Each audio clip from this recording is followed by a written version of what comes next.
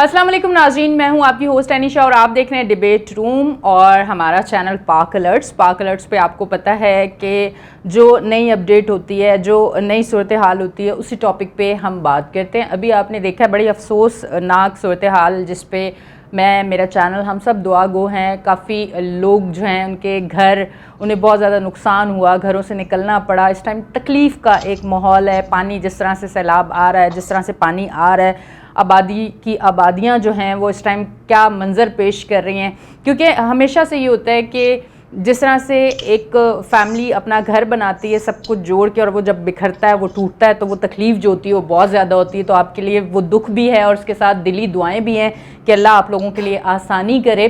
आज का जो हमारा टॉपिक है वो इसी मुतालिक है, क्लाइमेट चेंज, सैलाब की सूरत हाल, ज़लज़ले और ये तमाम तर चीज़ों पे आज हम बात करेंगे। टेलीफोन लाइन पे हमारी गेस्ट हमारे साथ मौजूद हैं, ज़हरा अकबर। हम उनको वेलकम करते हैं अपने शो पे। अस्सलाम वालेकुम। थैंक यू, बहुत शुक्रिया। एक बहुत इंपॉर्टेंट इशू आप डिस्कस कर रही हैं इसको, जिससे सारा पाकिस्तान जो है वो बल्कि पूरा साउथ एशिया जो है इससे मुतासिर है। जी जी जी बिल्कुल। अच्छा ज़हरा, हम इस पे बात करना चाहेंगे कि सबसे पहली चीज़ तो हम सबको बड़ा अफसोस है कि जिस तरह से आज सब लोग परेशान हुए हैं, अपने घर छोड़ के घरों से बाहर रातों को भी वो निकल रहे हैं कि पानी आ रहा है, और जिस हिसाब से पानी आ रहा है ये बड़ी ख़तरनाक सूरत हाल है। इस पर आप क्या कहना चाहेंगी? देखिए, वाकई ये बहुत खतरनाक सूरत है और प्रॉब्लम ये है कि हम चीज़ों को सीरियसली नहीं ले रहे हैं। जी नॉट ओनली पाकिस्तान, लेकिन ये कि इंटरनेशनल लोग भी जो है वो उसको सीरियसली नहीं ले रहे। जैसे ट्रम्प ने आते ही अनाउंस किया कि वो जितने भी क्लाइमेट के इशूज़ हैं या ग्रीन इकोनॉमी की जितनी भी चीज़ें हैं उनसे जो है वो विड्रॉ कर रहा है, और फॉसिल फ्यूल की जो है वो पे काम जो है वो मज़ीद उनको बढ़ाया जाएगा। ज़हरा थोड़ा सा तो जब तक आप थोड़ा सा चीज़ों को इस तरीके से सॉरी ज़हरा, थोड़ा जब चीज़ों को ज़रा सॉरी, माजरत के साथ थोड़ा सा लाउड बोलेंगे, आपकी आवाज़ कम आ रही है। Okay fine. जी मैं कह रही हूँ कि देखिए, क्लाइमेट इशू जो है वो कंटिन्यूसली आप देख लें पिछले 12-13 सालों से जो है वो पाकिस्तान उन खतरनाक मुल्कों में शामिल है कि जिसमें क्लाइमेट का इम्पैक्ट जो है वो बहुत ज़्यादा आने वाले वक्तों में पड़ेगा। जी और इसका पूरा जिम्मेदार जो है ये सरमायादाराना सोसाइटी है कि जहाँ पर हम नेचर के साथ जो है वो खेलते हैं और नेचर को जो है वो पकड़ने के लिए जो है वो हर दाव पेच में लगा लेते हैं, जिसमें हम दरख्तों को काट रहे होते हैं, कोयला निकाल रहे होते हैं, तेल निकाल रहे होते हैं, कि जिसकी वजह से चीजें बहुत हो रही हैं। लेकिन साथ साथ इसके कुछ मेन भी है यहाँ पर इशू। देखिए, जैसे 1960 में जो है वो एक डिक्टेटर ने जो है वो 3 दरिया जब इंडिया को बेचे, तो जी एक्चुअली जब वहाँ पे पानी का वो फ्लो बंद हुआ तो लोगों ने फिर जो है वो उस पे मकानात और बाकी जो है वो जो भी चीजें हैं वो करना शुरू किया। तो इसके नतीजे में ये हुआ कि जहाँ जहाँ बीच सैलाब आ रहे हैं या जहाँ जहाँ रहा है, तो बेसिकली वो जो रिजर्व जो बेस थे, वाटर बेस थे, जो वाटर चैनल्स थे, जी उनको जो जो आबादियां थी या जो जो लोग आबाद थे या जो भी प्रोजेक्ट्स थे, उसके नतीजे में जो है ये तबाही मजीद जो है वो बढ़ने की तरफ गई है। तो इसलिए जितने भी पॉलिटिशियंस हैं या जो भी लोग एनवायरनमेंट के हवाले से भी काम कर रहे होते हैं, उनको बहुत सीरियसली इस इशू को देखना पड़ेगा, क्योंकि ये हमारी जिंदगियों का से जुड़ा हुआ चीज है। ये नहीं है कि आज सैलाब आ गया, अगले साल नहीं आएगा, अगले साल नहीं आएगा। आप देखेंगे हीट वेव भी तेजी से बढ़ता जा रहा है। इस दफा दुनिया कितनी शदीद गर्मियां थी, जी पिछले साल कितनी गर्मियां थी। अब आने वाले वक्त जो है तेजी के साथ जो है वो, क्योंकि आप देखिए ग्लेशियर्स पिघल गए हैं। आपने यहाँ देखा होगा कि आबिर में क्या हुआ है, दीर में क्या हुआ है, मुनीर में क्या हुआ है। बिल्कुल मतलब ये सारी चीजें देखने की जो कुतुबैन है, दोनों कुतुबैन के बाद जो है वो सबसे ज्यादा जो ग्लेशियर्स हैं, जी जो मीठे पानी के जो रिसोर्सेज हैं वो हमारे पाकिस्तान के जो ये जो कराकोरम और ये हिंदू कश्मीर सारे रेंज है, माउंटेन रेंज है, वहां पर है। और वो तेजी के साथ जो है वो मेल्ट हो रहे हैं, तेजी के साथ जो है वो पीने के पानी पे जो है वो कम होता जा रहा है और समंदर का पानी जो है वो बढ़ता जा रहा है। तो आप देख लें कि जकार्ता भी जो है जी डूबता जा रहा है पानी के अंदर, और लोग जो है वो उसकी प्लानिंग कर रहे हैं कि किस तरीके से जकार्ता से लोगों। तो मेरे ख्याल से हमें बहुत सीरियसली इशू को देखना पड़ेगा और क्लाइमेट को एज इमरजेंसी के तौर पर लेके जो जो चीजें हम कर सकते हैं, किस तरीके से सेफ प्रोजेक्ट्स बना सकते हैं, किस तरीके से एनवायरमेंट दुश्मन प्रोजेक्ट्स को ना हम करके जो है वो लोगों की जिंदगी को बचा सकते हैं, इस पर बात करनी चाहिए। और इंटरनेशनली जो जैसे ग्रुप इंटरनेशनल होते हैं, जिसके अंदर जो है वो सारे सरमायादार बैठते हैं और बात करते हैं कि वो अपने कार्बन की इमिशन को कम करेंगे, और जो कोयला है या पेट्रोल है, इस तरह की जो चीज़ों को किस तरीके से कम करेंगे और किस तरीके से वो हवा विंड है या जो इस तरह की चीजें हैं कि जिससे आप जो है बगैर कुदरत को नुकसान पहुंचाए चीजों पे अमल दरामद कर सकते हैं, उस पे जो है हमें वाकई सीरियस से सोचना चाहिए और उस पर काम करना चाहिए।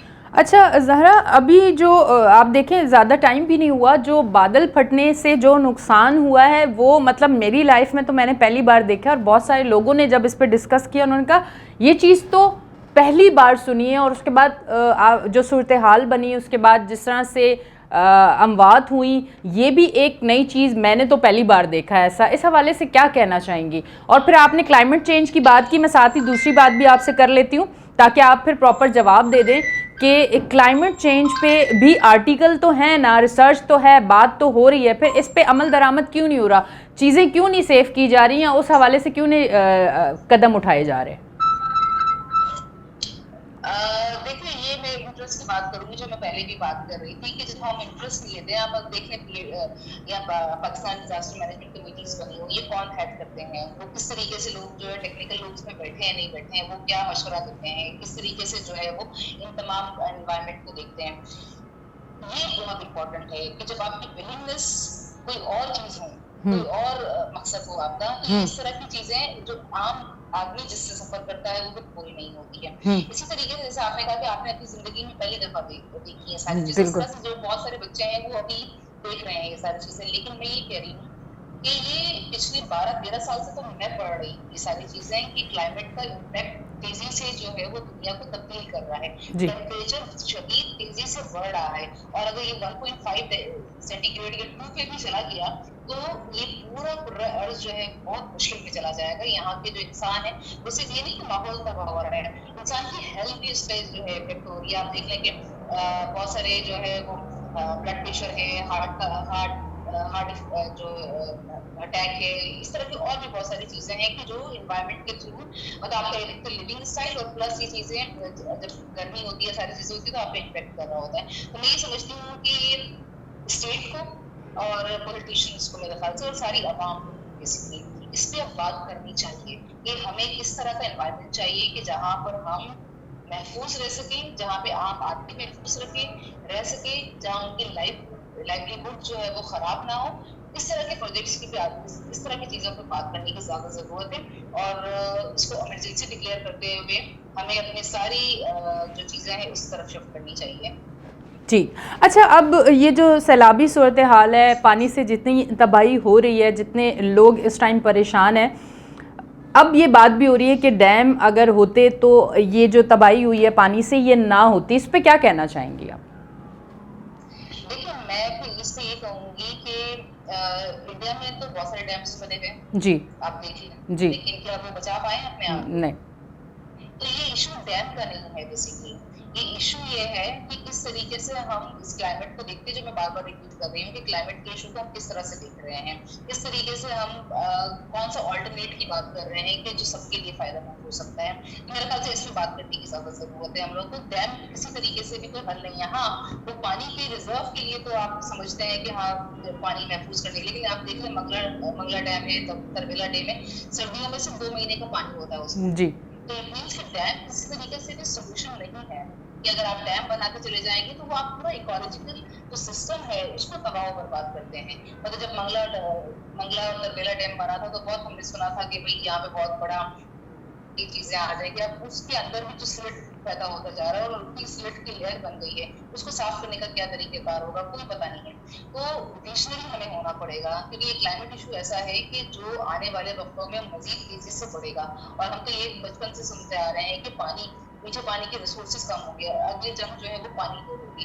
तो मेरे ख्याल से अभी से हमें इस पे काम करने की जरूरत है, अभी से हमें चीजों को बेहतर करने की जरूरत है और अपने सारे जो भी चीजें हम करते हैं या बजट हम एलोकेट करते हैं वो उस तरफ शिफ्ट करनी चाहिए। और जितने भी इन्वायरमेंटल डिजास्टर प्रोजेक्ट्स हैं मैं समझती हूँ कि उसे हमें बंद करने चाहिए, उस पर हमें अब और उठाना चाहिए कि जब हम रिन्यूएबल एनर्जीज की बात कर रहे होते हैं तो हम किस तरीके से उस पर आगे बढ़ सकते हैं और किस तरीके से उनको हम अपने फायदे के लिए इस्तेमाल कर सकते हैं। और प्लस जो कंस्ट्रक्शंस हुई हैं, मेरे ख्याल से जो हमने एक माफिया क्रिएट कर दिया है यहाँ पे कंस्ट्रक्शन के नाम पर, जी, कि जहाँ जमीन मिलती है वो जो है वो घर बना लेते हैं और आम आदमी को पता नहीं होता है कि हम नाली के ऊपर जो है वो रह रहे हैं। कहाँ रह रहे हैं, किस जगह पे रह रहे हैं, तो ये जो नेचुरल जो वेज है पानी के उनको बंद ना करें हम। मेरे ख्याल से उसको ओपन करने की जरूरत है, दरख्त को काटने की जरूरत नहीं है, दरख्त लगाया जाए। आप देखें कि मैंग्रोव्स जो है वो यहाँ सिंध के अंदर कितने मैंग्रोव्स को काट के जो है बड़े बड़े यहाँ पे प्रोजेक्ट्स बनाए गए, बिल्कुल। अमार बनाए गए, बाकी प्रोजेक्ट्स बनाए गए।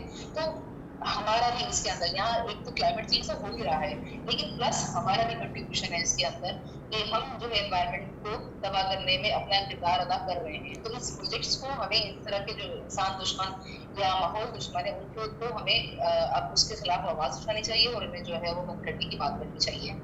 आप क्या समझती हैं कि अब जो सैलाबी सूरत हाल जहाँ जहाँ है, जहाँ जहाँ पानी आया वहाँ अब बीमारियाँ भी जन्म लेंगी?